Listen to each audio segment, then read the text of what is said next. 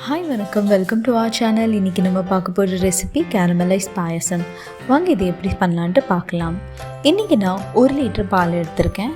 அது கூட கொஞ்சமாக கிஸ்மிஸ், முந்திரி பழம் அண்ட் அரிசி அண்ட் உங்களுக்கு தேவையான அளவு சீனி எடுத்துக்கோங்க. இப்போ நான் முந்திரி பழத்தை அண்ட் கிஸ்மிஸை நெய்யில் வறுத்தெடுக்க போகிறேன்.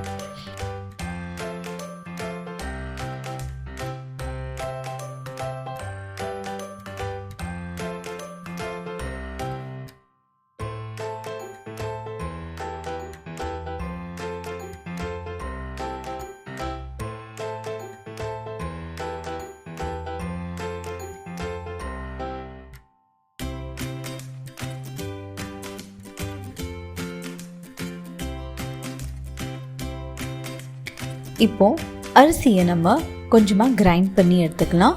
ஸோ இது பவுடராக கிரைண்ட் பண்ண வேணாம், கொஞ்சம் லைட்டாக அது கிரைண்ட் பண்ணி எடுத்தாலே போதும். இப்போ பார்த்திங்கன்னா நம்மளோட கிஸ்மிஸும் முந்திரி பழத்தையும் ஃப்ரை பண்ணி நம்ம எடுத்துட்டோம் அண்ட் அரிசியும் கிரைண்ட் பண்ணி எடுத்தாச்சு.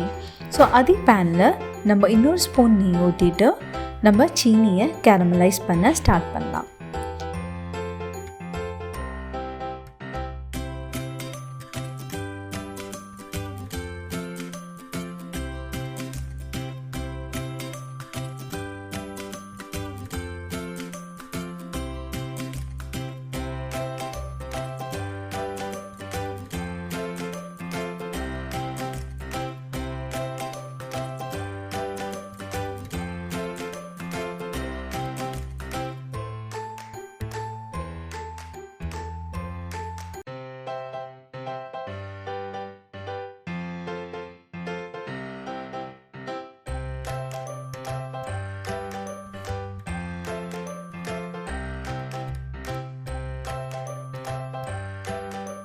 ஸோ பால் கூட ஃபஸ்ட்டு அரிசி ஆட் பண்ணிக்கோங்க. அரிசி வச்ச அரிசி ஆட் பண்ணிக்கோங்க.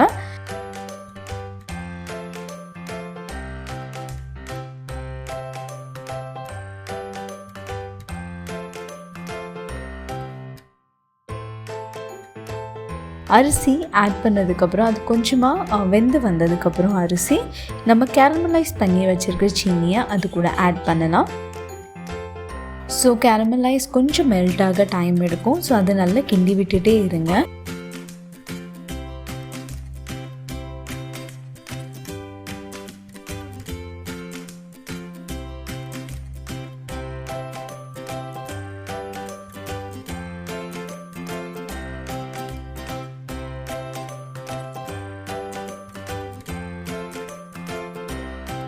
இப்போ பார்த்தீங்கன்னா நம்மளோடது கேரமலைஸ் நல்ல பாயசம் கூட மிக்ஸ் ஆயிடுச்சு.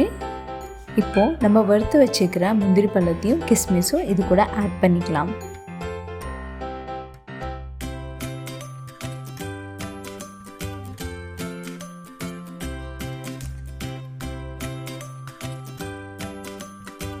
இப்போ நம்ம தட்டி வச்சிருக்கிற ஏலக்காயை இதில் ஆட் பண்ணிக்கலாம்.